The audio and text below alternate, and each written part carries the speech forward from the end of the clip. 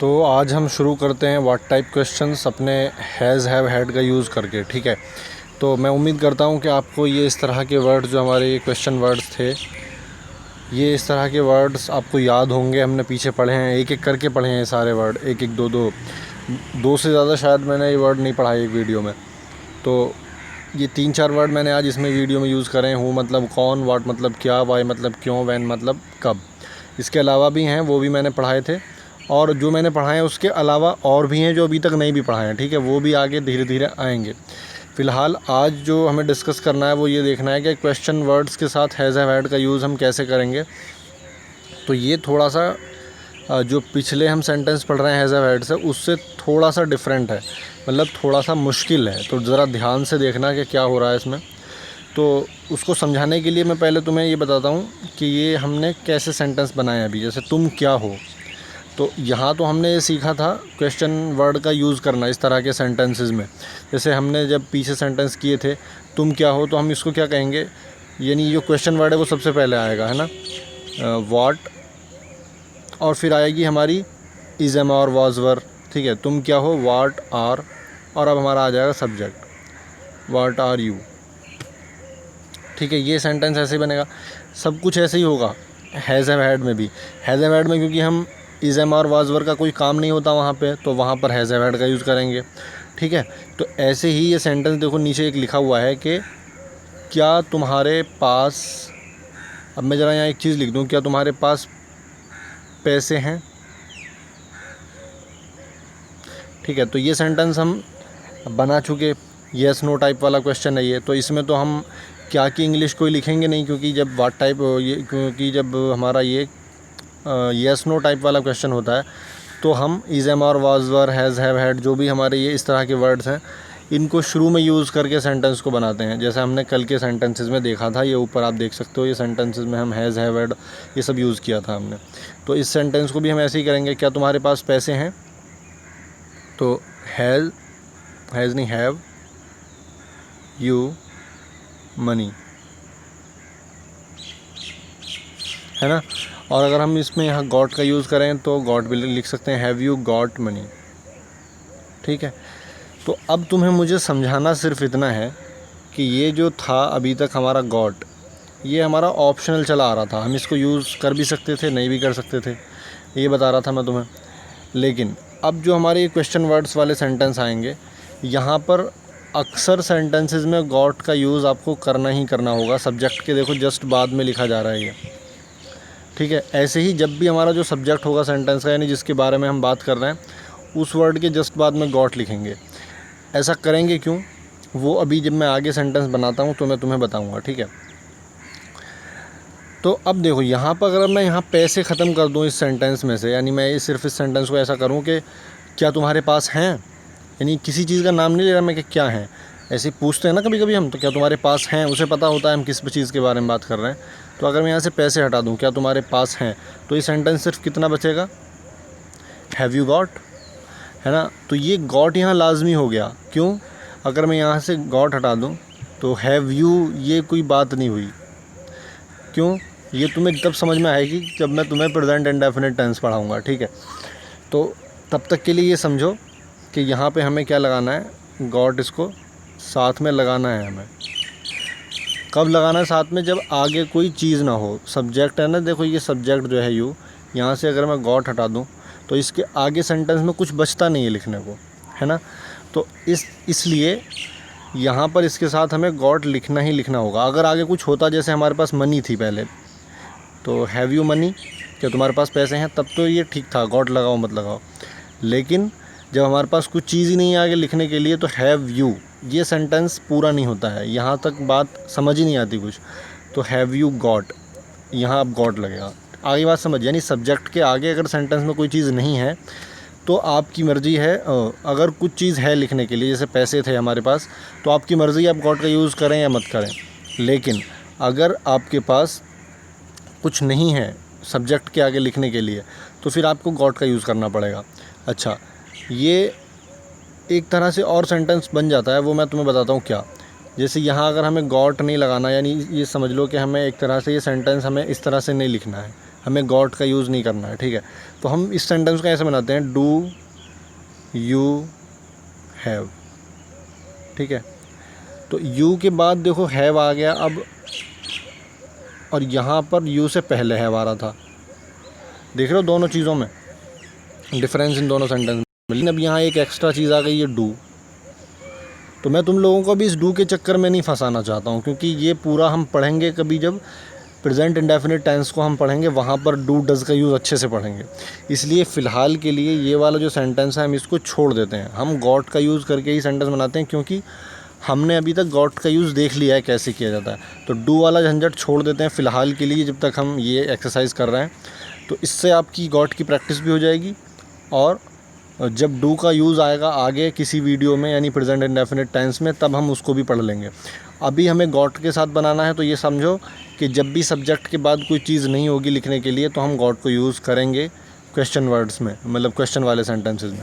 तो क्या तुम्हारे पास हैं, हैव यू गॉट। क्या मेरे पास हैं, हैव आई गॉट। क्या उसके पास हैं, हैज़ ही गॉट। क्या उसके पास थे, हैड ही गॉट। क्या मेरे पास थे, हैड आई गॉट। ये समझ में आ रहा सिस्टम। अब देखो आगे, तुम्हारे पास क्या है। तो अब जो तुम्हारे पास क्या है, यहाँ क्वेश्चन वर्ड क्या हो गया, सबसे पहले व्हाट, फिर आएगा हमारा हैज़ हैव हैड, जैसे हमारा इज़ एम और वाज वर आता था। व्हाट हैव, अब ये सब्जेक्ट, व्हाट हैव यू। अब जो कुछ बचा नहीं, तुम्हारे पास क्या है, सारी चीज़ इस सेंटेंस के अंदर आ गई। इस क्या का मीनिंग देखो, यहाँ व्हाट में आ गया, ठीक है। तुम्हारा जो है ये यू के अंदर आ गया, और ये क्या कहाँ से उठ गया सब कुछ, व्हाट हैव यू। और इसके बाद में पास वाला जो मीनिंग है वो हैव के अंदर आ जाता है, क्योंकि हैव हम जब यूज़ करते हैं कोई पास वास बताना हो। और क्या जो वर्ड है ये, इससे पता चल रहा है कि येस नो टाइप वाला क्वेश्चन है ही नहीं, ये क्वेश्चन वर्ड वाला, मतलब ये क्या है वाला सिस्टम, ये व्हाट में आ गया क्या। और है कि इंग्लिश इसमें लिखी नहीं जाएगी, इज़ विज़ कुछ लिखा नहीं जाता, तो इसमें लिखने को कुछ और बचा नहीं। इसका मतलब ये भी ऐसा ही सेंटेंस हो गया कि हमें अपने सब्जेक्ट के आगे लिखने को कोई चीज़ बची नहीं है, ठीक है। तो अब हमें क्या क्या कहना पड़ेगा, व्हाट हैव यू से हमारा काम नहीं चलेगा, हमें बोलना पड़ेगा व्हाट हैव यू गॉट, ठीक है। तुम्हारे पास क्या है, व्हाट हैव यू गॉट। ऐसे ही उसके पास क्यों है, तो क्यों को कहते हैं हम वाई, वाई हैज़ ही। अब वाई हैज़ ही से काम नहीं चलेगा, वाई हैज़ ही गॉट, ठीक है। मैं बता रहा हूँ तुम्हें, बिना गॉट के अगर आपको सेंटेंस करने हैं तो डू डज़ का यूज़ करना पड़ेगा। वो अभी हमने क्योंकि सीखा नहीं है, इसलिए मैं उसको तुम्हें बताऊँगा भी नहीं। तो हैज़ हैव के साथ गॉट का यूज़ करके हम ये सेंटेंस फ़िलहाल बनाएंगे, ठीक है। तो आगे चलते हैं। ऐसे ही उसके पास कार क्यों है। अब ज़रा इस सेंटेंस को देखना, उसके पास कार क्यों है, वाई हैज़ ही। अब देखो, अब इसमें कार है लिखने के लिए आगे, तो हमारी मर्ज़ी है हम यहाँ गॉट लगाएं सब्जेक्ट के बाद या ना लगाएं, है ना। Why has he a car, या हम यहाँ पर चाहें तो why has he got a car. ये हमारा गॉट यहाँ अब ऑप्शनल है, क्योंकि हमारे सब्जेक्ट के बाद में अब यहाँ पर एक चीज़ है लिखने के लिए। समझ रहे हो ये फ़र्क, ये बस फ़र्क है गॉट के यूज़ में। जहाँ यहाँ पर तो आपको करना ही करना है गॉट का यूज़, क्योंकि सब्जेक्ट के आगे कुछ है नहीं। यहाँ सब्जेक्ट के आगे कार है हमें लिखने के लिए, तो फिर हम गॉट का यूज़ कर भी सकते हैं, नहीं भी कर सकते, अपनी सहूलत के हिसाब से, ठीक है। ऐसे ही तुझे कैंसर कब था, यानी व्हेन हैड यू। अब आगे कैंसर है हमारे पास लिखने के लिए, है ना। व्हेन यू क्यों लिख दिया मैंने, ये व्हेन हैड यू कैंसर, तुझे कैंसर कब था। और हम गॉट भी लिख सकते हैं इसमें, when had you got cancer, ठीक है। ये गॉट हम चाहे लिखें चाहे ना लिखें, यानी चाहे बोलें चाहे ना बोलें। ऐसे ही उस्मान के पास किताब कब थी, तो हम क्या कहेंगे, when had Usman got a book. यहाँ भी हमारा गॉट ऑप्शनल है, क्योंकि हमारे जो उस्मान, जो ये सब्जेक्ट है जिसकी हम बात कर रहे हैं बंदे की, उसके आगे किताब है लिखने के लिए, ठीक है। तो ये गॉट भी हम मर्ज़ी है चाहे बोलें चाहे ना बोलें, ठीक है। ऐसे ही इस कमरे में विंडो क्यों है, तो वाई हैज़, इस कमरा यानी ये कमरा, why has this room a window, और हम यहाँ चाहे तो गॉट भी बोल सकते हैं। Why has this room got a window. ठीक है, मेरे ख्याल से जो इस में पेचीदगी थी बात में पूरे में, गॉट कब बोलना है कब नहीं बोलना, वो मैं तुम्हें शायद सिंप्लीफाई कर चुका हूँ, समझा चुका हूँ कि जब हमारे सब्जेक्ट के आगे कुछ चीज़ नहीं है हमारे पास तो हमें गॉट कंपलसरी बोलना है, और अगर कोई चीज़ है तो फिर कंपलसरी नहीं है, आप बोल भी सकते हैं नहीं भी बोल सकते। ठीक है, अब ये देखिए, मेरे पास किसका पेन है। अब देखो किसका पेन मतलब वो कौन है, यानी हम यहाँ पूछना चाह रहे हैं वो बंदा कौन है जिसका पेन मेरे पास है ना, यानी हम ये पूछ रहे हैं कि असल में हमारा सवाल है कौन। देखो कभी कभी वर्ड लिखने में कुछ भी होता है, बोलने में कुछ भी होता है, लेकिन उसका मतलब हमें देखना होता है कि हम बोलना क्या चाह रहे हैं। ठीक है, तो मेरे पास किसका पेन है, किसका मतलब वो कौन बंदा है जिसके बारे में पूछ रहा हूँ, कोई है ना, कौन है वो। तो कौन को इंग्लिश में क्या कहते हैं हम, हु, तो यहाँ हम हु बोलेंगे, हु नहीं, किसको कहते हैं हुज़, हु नहीं हुज़, किसका यानी हुज़। तो हुज़ मेरे पास किसका पेन है, मैं गलत सेंटेंस ही मैं गलत पढ़ रहा हूँ। मेरा पेन किसके पास है, हाँ ये सेंटेंस ऐसा है, मेरा पेन किसके पास है। तो अब यहाँ जो किसके पास है, ये किसका पेन नहीं है, मेरा पेन किसी के पास है, यानी कोई बंदा है जिसको मैं पूछ रहा हूँ कौन है वो, है ना। तो यहाँ मैं बोलूँगा कौन, यानी हु हैज़ माई पेन। ठीक है, देखो यहाँ भी हैज़ के बाद में माई पेन है लिखने को हमारे पास, और देखो यहाँ सब्जेक्ट कुछ भी नहीं है, ये जो हु है यही सब्जेक्ट है अपने आप में, क्योंकि जो बंदा है उसका ही पता नहीं है कौन है। सब्जेक्ट कोई होता है ना, वो कोई है ही नहीं, पता नहीं कौन है मुझे ही नहीं पता। ठीक है, मैं पूछ रहा हूँ खुद। तो हु के बाद में अब क्वेश्चन वर्ड के बाद हैज़ आ गया, अब हैज़ के बाद जो बची हुई चीज़ है वो आ गई, हु हैज़ माई पेन। और हम चाहें तो यहाँ गॉट भी यूज़ कर सकते हैं, who has got my pen. ठीक है, ऐसे ही बुखार किसको है, यानी यहाँ भी हम पूछ रहे हैं कौन बंदा है जिसको बुखार है, कौन। ठीक है ना, यानी हु हैज़ फीवर। और हम चाहें तो यहाँ गॉट भी कह सकते हैं कि हु हैज़ गॉट फीवर। ठीक है, अब हम इन सेंटेंसेस में नॉट भी ऐसे ही यूज़ कर सकते हैं जैसे और सेंटेंसेस में कर रहे थे। जैसे तुम्हारे पास क्या है, तो व्हाट हैव यू गॉट, तुम्हारे पास क्या नहीं है, तो what have you not got. मैंने बताया था सब्जेक्ट के बाद में नॉट यूज़ करते हैं, आप चाहें तो वो वीडियोस देख सकते हैं जहाँ मैंने इंट्रोगेटिव सेंटेंसेस पढ़ाए थे। तो सब्जेक्ट के बाद में नॉट बोलना है हमें। ऐसे ही उसके पास कौन है, यानी उसके पास क्यों है, वाई नॉट, उसके पास क्यों नहीं है, why has he not got.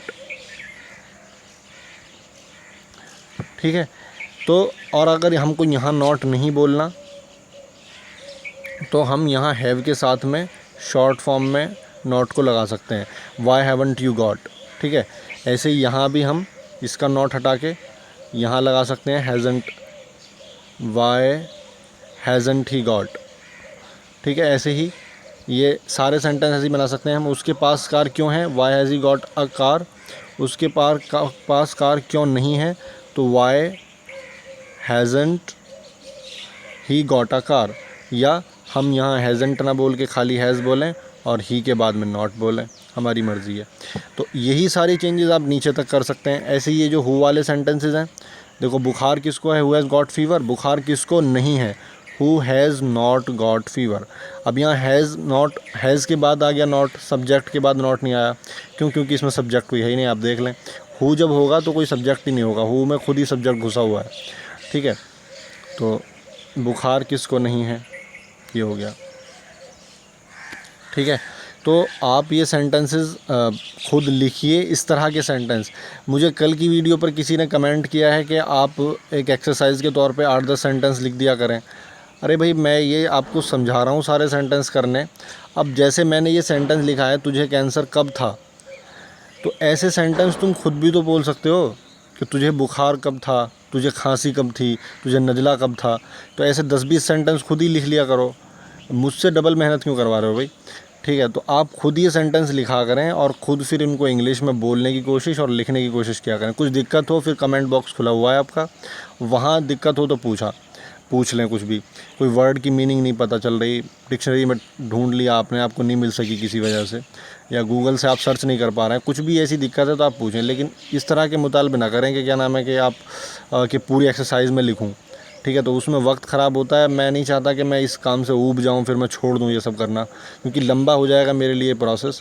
तो जितना मैं कर पा रहा हूं उतना ही करने दें मुझे, अपना काम आप करें, मुझे अपना करने दें, ठीक है। मैं यही बना देता हूं तुम्हारे लिए वीडियो, यही मेरे लिए थोड़ा मुश्किल होता है, ठीक है। लेकिन मैं इसको कंटिन्यू करता रहूँगा क्योंकि इसमें मुझे इतनी दिक्कत नहीं होती है।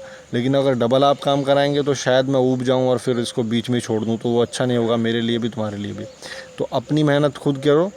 और ये सेंटेंस जैसे अब मैंने लिखा मेरे पास कार क्यों नहीं है, तो ऐसे आप 1000 सेंटेंस बोल सकते हो। मेरे पास गिलास क्यों नहीं है, मेरे पास कपड़े क्यों नहीं है, मेरे पास जूता क्यों नहीं है, मेरे पास छाता क्यों नहीं है, मेरे पास मकान क्यों नहीं है। अब ये एक्सरसाइज लिखने की ज़रूरत है क्या? 5 साल के बच्चे को तो चलो समझ में आता है। अब मेरे ख्याल से मेरी वीडियो कोई 5 साल का बच्चा तो देखेगा भी नहीं। और मैंने अपनी ऑडियंस में चेक भी किया है, सब देखने वाले 18 से 24 साल के बीच के लोग हैं।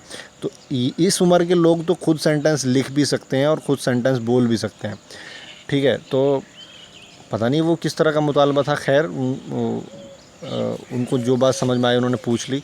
लेकिन मेरी मजबूरी समझो, तो ज़्यादा फ़ायदा मत उठाओ इतना, ठीक है। तो ये सेंटेंस इस तरह के खुद लिखो और ख़ुद फिर उनको इंग्लिश में कन्वर्ट करो। कोई वर्ड आपको नहीं आता है कि हिंदी से इंग्लिश कैसे उसकी होती है, किसी हिंदी वर्ड का मीनिंग नहीं पता आपको, तो वो आप कमेंट में पूछ सकते हैं, कोई दिक्कत नहीं है। लेकिन ये कि मैं पूरी एक्सरसाइज लिखूं बैठ के फिर से, तो वो दिक्कत वाली बात है ना, ठीक है। खैर चलिए, अब आप इस तरह के सेंटेंस खुद लिखो और ख़ुद उनको इंग्लिश में बनाने की कोशिश करो। मैं इसीलिए कहता हूँ ये जो मैं बताता रहता हूँ इन चीज़ों को नोट करते रहा करो, जो तुमको लगे कि भाई पहले नहीं पता थी, आज ये बात पता चली है, ठीक है। चलिए मिलते हैं कल कुछ और लेके नया।